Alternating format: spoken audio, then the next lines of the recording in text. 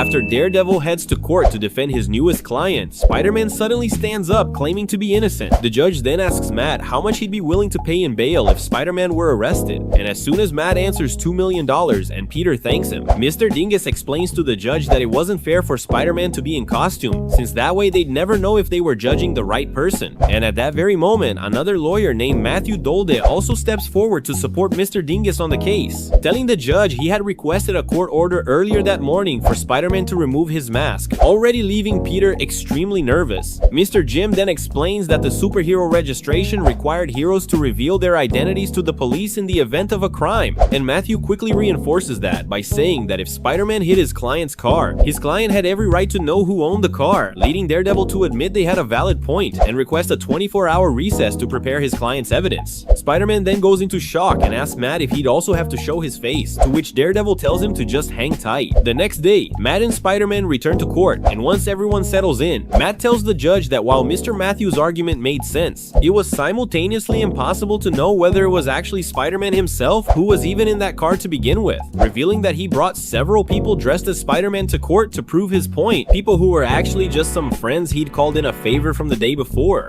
Daredevil then explains that unmasking his client was irrelevant, since even if they knew who was standing there now, they could never know who was actually in his car that day. And now that the judge is convinced, she ends up ruling in Matt's favor and saves Spider-Man from his charges, who quickly thanks Daredevil for the help, while mentioning he was surprised his clones even had web shooters, to which Daredevil reveals it was truly a miracle they showed up at all, especially after having been confiscated by the police.